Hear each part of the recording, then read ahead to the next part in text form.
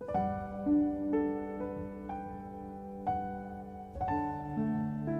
Hajar Dewantara lahir di keluarga bangsawan dengan nama Raden Mas Suwardi Suryaningrat. Terlahir berbeda membuatnya gagal menjadi dokter, namun tidak lantas membuatnya hilang arah. Bersenjatakan pena dan kertas, tulisan Suwardi menarik perhatian Dr. Cipto dan Daudeker yang tengah membangun pergerakan. Kritikan Suwardi membuatnya harus diasingkan. Di tengah pengasingan, Suwardi justru tercerahkan. Ia mengenal gagasan dari tokoh-tokoh besar yang ide-idenya kelak membawanya ke arena juang yang sama. Kembali ke tanah air, di penjara, istrinya mengalami pendarahan ketika hendak melahirkan anak ketiganya. Saat itu, istrinya mengingatkan Suwardi tentang janjinya kepada sang guru agar mau mendidik kaumnya yang masih tertindas. Bagai mendapat ilham, Suwardi pun segera bersiap lahir menjadi sosok yang baru. Lekas bebas, pada tanggal 3 Juli 1922, ia mendirikan sebuah sekolah, Taman Siswa namanya. Sebuah cara perjuangan yang ia pilih untuk memperkuat rakyat dengan senjata terkuat, yaitu pendidikan.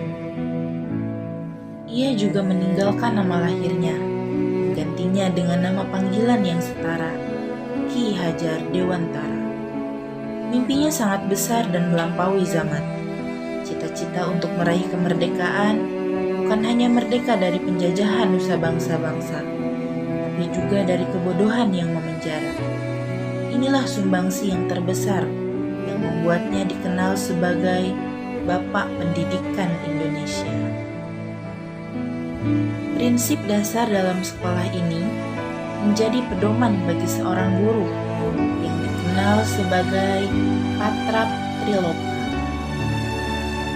yaitu Ing Ngarsa Sungkulada, Ing Madya Mangunkarsa, Wuri Handayan, yang artinya yang depan memberi teladan, yang tengah membangun kemauan, dari belakang mendukung.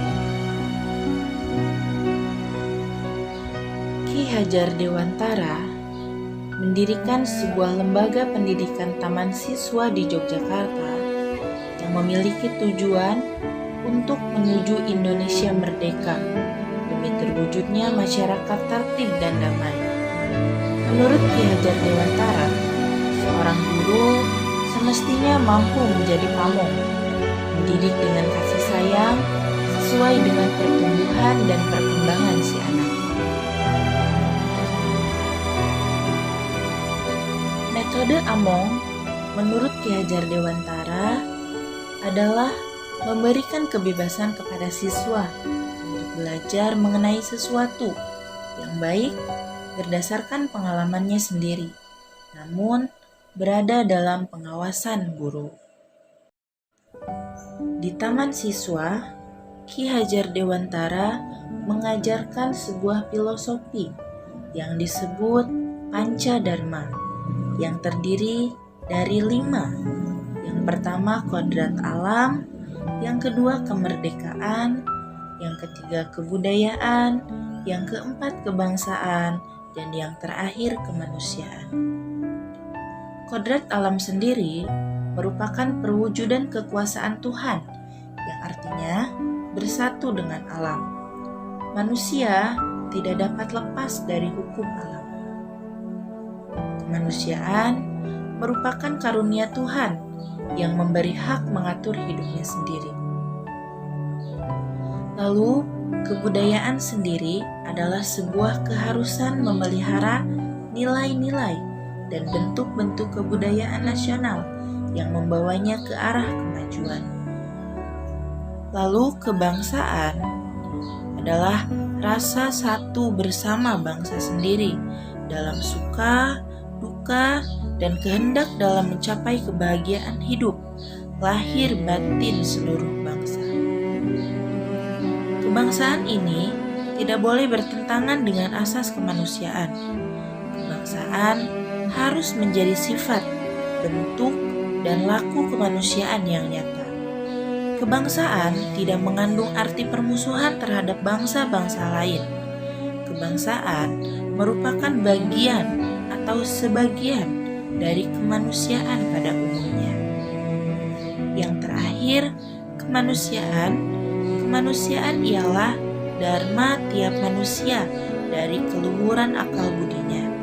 Keluhuran akal budi menimbulkan rasa dan laku kasih sayang terhadap sesama manusia dan semua makhluk. Rasa kasih sayang tampak sebagai kesimpulan untuk berjuang melawan segala rintangan, selaras dengan kehendak alam. Ada sebuah asas yang dikenalkan oleh Ki Hajar Dewantara. Asas tersebut dinamakan dengan asas Trikon, karena terdiri atas 3 asas, yaitu yang pertama, kontinuitas, atau pengembangan yang dilakukan secara terus-menerus. Yang kedua adalah asas konvergen, atau pengembangan yang dilakukan dapat mengambil dari berbagai sumber di luar. Dan yang terakhir adalah asas konsentris, atau pengembangan pendidikan yang dilakukan harus tetap berdasarkan kepribadian kita sendiri. Konsentris adalah pengembangan pendidikan yang dilakukan harus tetap berdasarkan kepribadian kita sendiri. Beliau pula mengenalkan sebuah sistem pendidikan 3 lingkungan yang disebut Tripusat. Yang pertama adalah keluarga, lalu masyarakat, dan yang terakhir adalah sekolah. Dari metode Amongnya, terlahirlah 2 metode baru, yakni Merdeka Belajar dan Kampus Merdeka. Merdeka Belajar bermakna kemerdekaan dalam belajar, yakni memberikan kesempatan belajar sebebas-bebasnya dan senyaman-nyamannya kepada anak didik untuk belajar. Selain itu, ada pula Kampus Merdeka. Kampus Merdeka menjadi sebuah upaya untuk memberikan kesempatan bagi mahasiswa dalam menentukan mata kuliah yang nantinya akan diambil.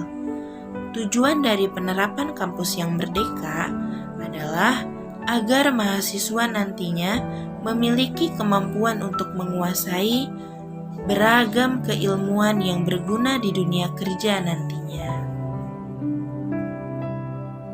Perjuangan melawan penjajah tidak melulu dengan senjata. Perjuangan itu tentang memiliki ide dan mimpi yang besar. Sekarang, giliran kita untuk menentukan mimpi dan cita-cita besar bagi Indonesia di masa depan.